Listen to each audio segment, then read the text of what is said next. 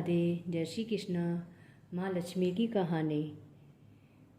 एक गांव में एक साहूकार रहता था। साहूकार के एक बेटी थी। वह हर रोज पीपल में जल चढ़ाने जाती थी।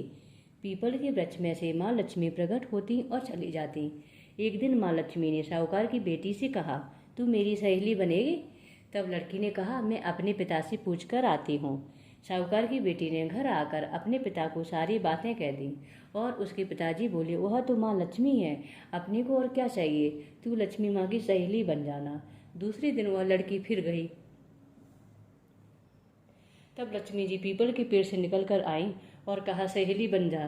तो लड़की ने कहा, हाँ बन जाऊंगी, और दोनों सहेली बन गई। तब माँ लक्ष्मी जी ने उसको खाने पर बुलाया। घर आकर लड़की ने माता पिता को कहा कि सहेली ने मुझे खाने पर बुलाया है। तब उसके पिता ने कहा कि सहेली के यहाँ जाने से पहले घर को संभाल कर जाना।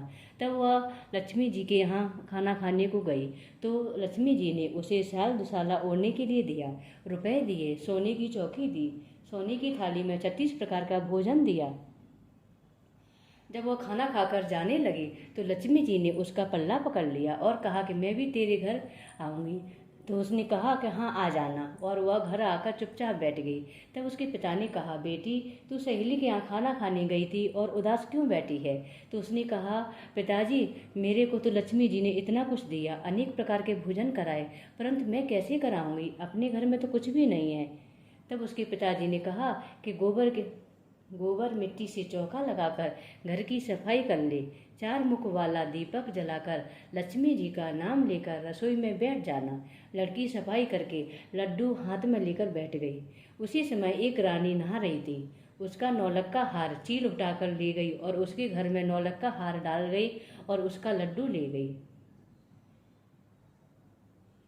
बाद में वह हार को तोड़कर बाजार में गई और सामान लाने लगी तो सुनार ने पूछा, क्या चाहिए? तब उसने कहा, सोने की चौकी, सोने की थाल, साल दुसाला, मोहर, सामग्री, 36 प्रकार के भोजन हो जाएं, इतना सामान दे दो। सारी चीजें लेकर बहुत तैयारी करी और रसोई बनाई। तब गणेश जी से कहा कि लक्ष्मी माँ को बुलाओ। आगे आगे गणेश जी और पीछे पीछे लक्ष्मी माँ। उसने फिर चौकी डाल दी और कहा, सहेली चौकी पर बैठ जा। तब लक्ष्मी जी ने कहा, सहेली चौकी पर तो राजा रानी के यहाँ पे भी नहीं बैठी, किसी के यहाँ नहीं बैठी। उसने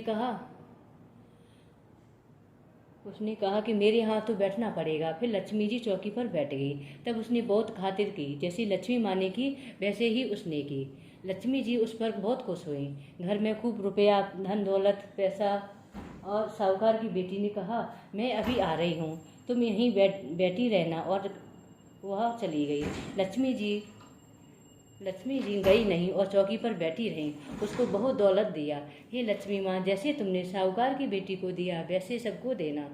कहने वाले, सुनने वाले और हुंकारा भरने वाले सब पर अपनी कृपा, अपना आशीर्वाद बनाए रखना। पियर में देना, ससुराल में देना, बेटी पोती को देना। हे लक्ष्मी माता, सबका कष्ट दूर करना और सबकी मनोकामनाएं पूर्ण करना। बोलो लक्ष्मी माँ की जय।